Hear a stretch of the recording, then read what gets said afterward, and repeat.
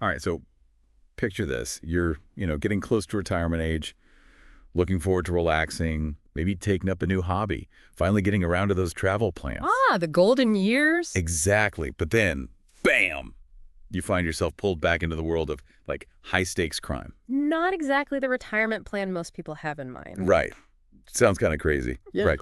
But that's exactly what happened with the men behind not just one, but two incredible heists.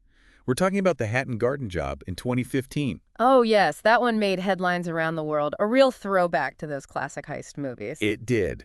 And there's also a string of infamous robberies Yeah. stretching back to the 70s and the 80s, all connected to these guys. Yeah. You sent us some seriously fascinating articles and a podcast episode about all this, and, well, the details are just wild. It's the kind of stuff that just grabs you, isn't it? These Yeah. cases, particularly the Hatton Garden heist, really capture that classic heist movie vibe. Yeah. But with a twist. You see, these weren't your typical, young, agile criminals. Right. We're talking about seasoned veterans.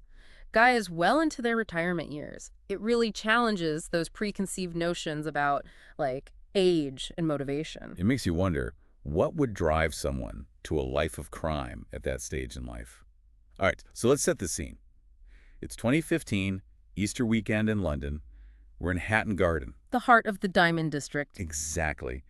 Picture the Hatton Garden Safe Deposit Company. A place practically synonymous with security. Almost, like Fort Knox for jewelers and businesses. Anyone with valuables to protect. And the timing. Well, it couldn't have been more perfect for a heist, really.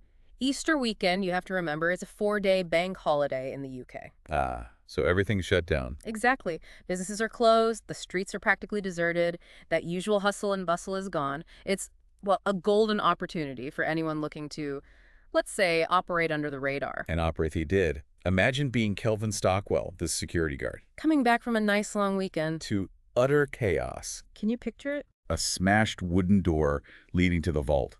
Tools and debris everywhere. And then the real shocker. A hole in the vault wall. Not just any hole, mind you. Oh, this was no ordinary break-in. This hole was carefully crafted, just big enough for a person to squeeze through. They bypassed all those layers of security. I mean, we're talking 20-inch thick concrete walls here. Mm-hmm. To get into this supposedly impenetrable fortress. The level of planning involved is just, well, almost awe-inspiring. Almost. I mean, it's hard to be impressed when you consider what they left behind. A wall of overturned safe deposit boxes, drawers ripped out. Yeah. And get this, a staggering $77 million in today's money gone. Vanished. The public reaction was this wild mix of, like, disbelief and fascination. Understandably so. It felt like something straight out of an old-school heist movie, happening right in the age of digital surveillance. It really was a jarring contrast. And what's interesting is how it captured the public's imagination. This wasn't some simple smash-and-grab job. Oh, no. This was intricate, meticulously planned, months, maybe even years in the making. And that's where the investigation takes this really fascinating turn. Uncovering a link to London's criminal past. A link that nobody saw coming. Scotland Yard's flying squad, they're the elite unit for major crimes, right? The best of the best. They take the lead. Those disabled alarms immediately suggested inside help. Had to be. But then the CCTV footage revealed something even more surprising. It revealed the thieves themselves. Let me guess, they weren't exactly spring chickens. You could say that. The footage was grainy, but it showed them in their disguises. Construction worker vests, dust masks. Trying to blend in. But what really stood out, their age. You could see wrinkled faces, white hair peeking out, and a definite lack of youthful agility. Huh. This wasn't some slick modern crew. No. This was a group of, shall we say, mature professionals. Seasoned, you might say. Exactly. And they weren't messing around with their equipment either. They used this specialized drill, a Hilti DD350. That's a serious piece of machinery. It's a favorite in the construction world for its power. And the footage showed them coming back a second night to finish the job. They needed more firepower. They needed a hydraulic pump, something with more oomph to get through that final layer of security. Think about the audacity of that. Returning to the scene, knowing the risks, all driven by that potential reward. And this is where the investigation gets really interesting. Lay it on me. They tracked down 77-year-old John Kenny Collins. Kenny Collins. A career criminal everyone thought was retired. Retired. Sounds more like he was gearing up for a grand finale. You got that right. This Kenny Collins was practically a walking encyclopedia of London's underworld. Wow. Links to robberies going back to the 60s. But what's even wilder is who he leads the police to. Okay, I'm on the edge of my seat. A network of accomplices. Accomplices. All connected to some of Britain's most legendary heists. Yeah? We're talking the 1971 Lloyds Bank heist, the 1983 Brinks-Mat gold bullion robbery. Hold on, wasn't there also that Security Express robbery in '83? The one that involved, if I remember correctly, gasoline and threats to subdue the driver. That's the one. These weren't your average grandfathers, let me tell you. It's like they assembled a dream team of veteran criminals, each with their own specialty in this shared history of pulling off the impossible. It really makes you wonder what would drive these individuals, especially at that age, to risk everything for one last score. Was it financial desperation, boredom with retirement, or maybe a yearning for that adrenaline rush, that feeling of outsmarting the system one final time? I'm leaning towards the adrenaline rush myself. But let's dive into this crew, shall we? Their backgrounds, their roles in the heist, what makes their stories so captivating? Let's do it. First up, the alleged mastermind, 76-year-old Brian Reeder. This guy was connected to both the unsolved Lloyds Bank robbery and the legendary Brinks-Mat gold bullion heist. A legend in London's underworld, that's for sure. This guy was the real deal. Reeder is a fascinating figure, really. There's speculation that the death of his wife, Lynn, from cancer, might have played a role in his decision to return to a life of crime. That's a tough one. Perhaps grief, coupled with the, boredom of retirement, pushed him to seek out one last challenge, a way to reclaim a sense of purpose, even if it was, well, misguided. It makes you think about the complexities of human motivation. Ah, All right, next we have 67-year-old Terry Perkins. Infamous for his involvement in the violent 1983 Security Express robbery. remember those gasoline and threats we talked about? Oh, I do. That was Perkins' signature move. The contrast between his past actions and his age is, well, it's striking. It really speaks to the complexity of these individuals, capable of extreme violence, yet seemingly bound by this code of honor among thieves. It's almost like a contradiction. It is, isn't it? And it reminds us that even hardened criminals can be shaped by time and experience. You're not static. They evolve. Pers- Okay, then there's 59-year-old Daniel Jones and 58-year-old Carl Wood. These guys were the muscle of the operation, brought in for their strength and stamina. The heavy lifters. Right. Their involvement points to a really fascinating dynamic, though, almost like a generational handover of criminal expertise, with the younger generation supporting the older masterminds. It's like a classic heist movie trope, isn't it? Totally. The seasoned veteran passing on his knowledge to a new recruit. But in this case, that age gap is much more pronounced, adding another layer of intrigue to the story. And of course, we can't forget the wild card. Oh, yes, the wild card. The sixth man, known only as Basil. Basil. He was the one who wore the red wig, right? Dead only. And managed to disappear with, like, the majority of the loot. Vanished without a trace, initially. A real phantom thief. His identity was a mystery for years. It added this whole other layer of suspense to an already incredible story. It's like something out of a novel. Basil's success, at least initially, it raises some interesting questions about the group dynamics. Was he more ruthless than the others, willing to double-cross his accomplices? Or was he just that much better at covering his tracks, disappearing into the anonymity of London? He was a ghost, a phantom. Okay, so we've set the scene, we've met the players. Now, let's shift gears a little. Let's talk about how this meticulously planned heist ultimately unraveled. Leading to some dramatic arrests. And a whole lot of unanswered questions. This is where the story takes on that truly cinematic quality. A mix of meticulous police work, classic surveillance techniques, and, just a dash of good luck.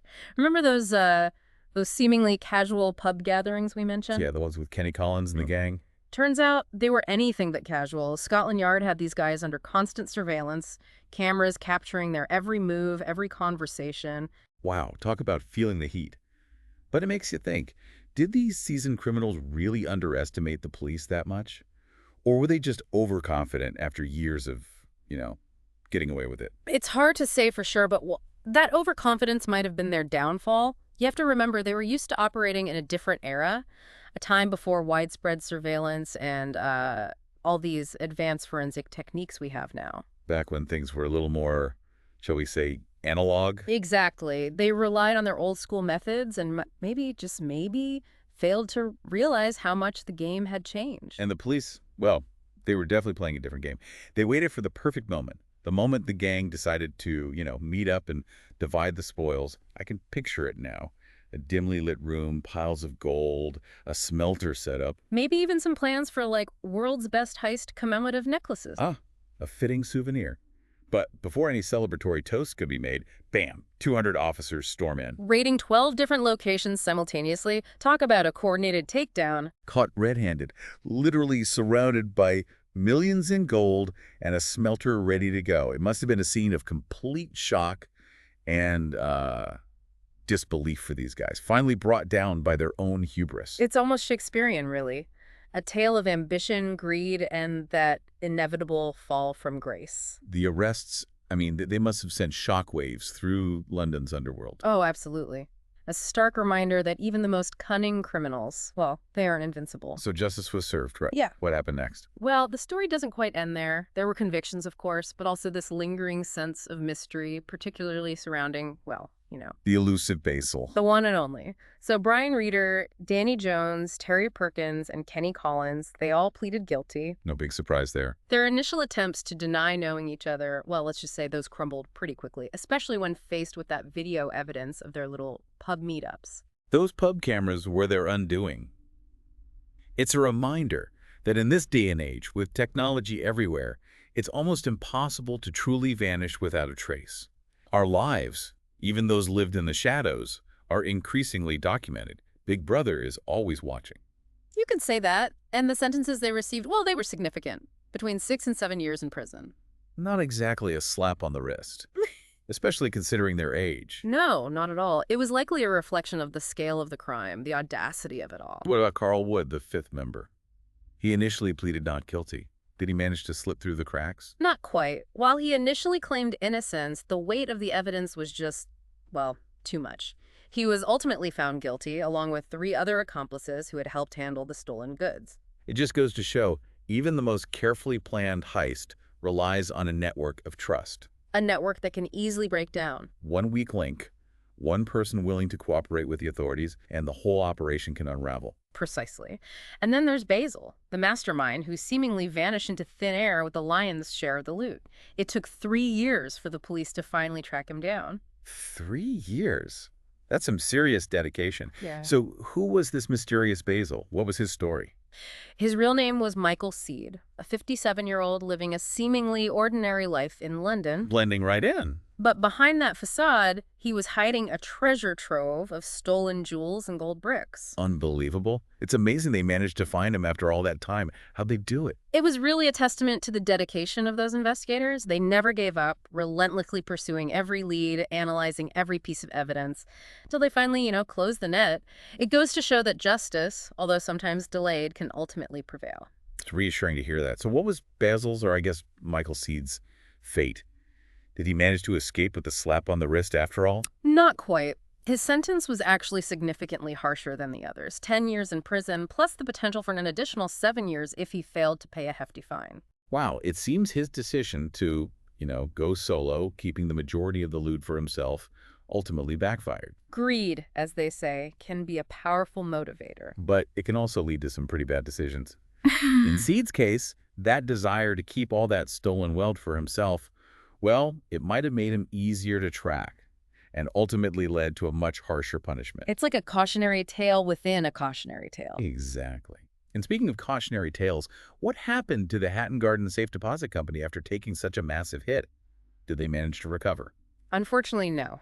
The heist, despite capturing the public's imagination, proved to be a fatal blow. The company, once a symbol of security and trust, was undone by its own success in attracting high-value targets. It's a bit ironic, isn't it? They became victims of their own reputation. You could say that.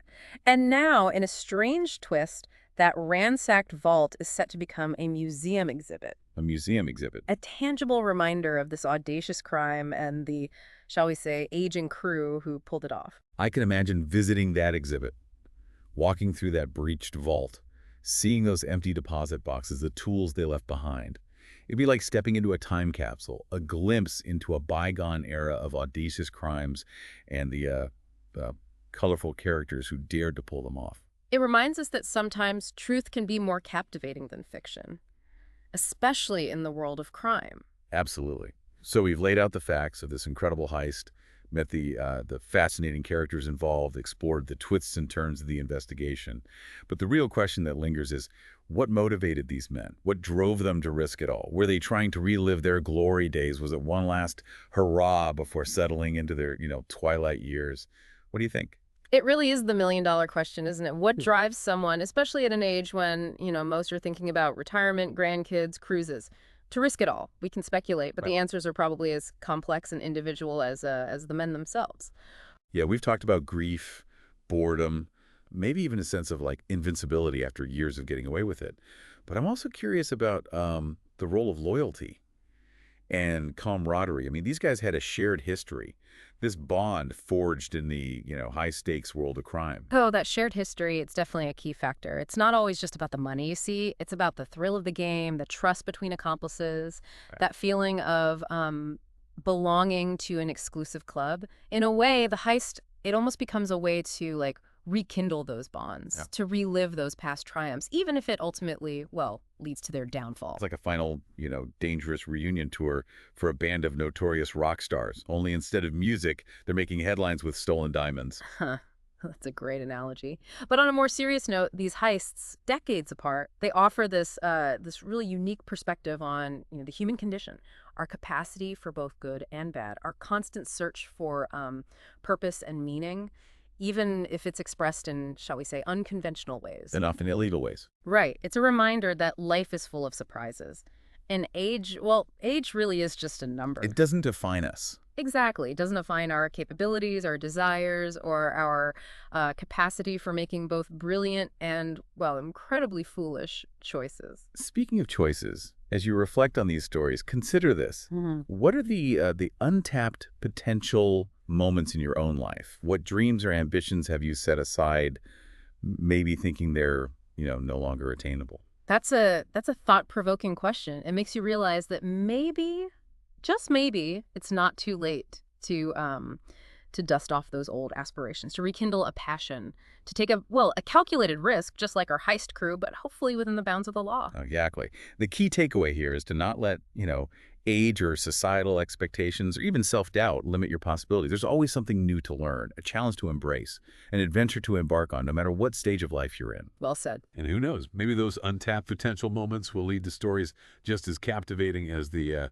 Hatton Garden heist, just without the jail time and the fines.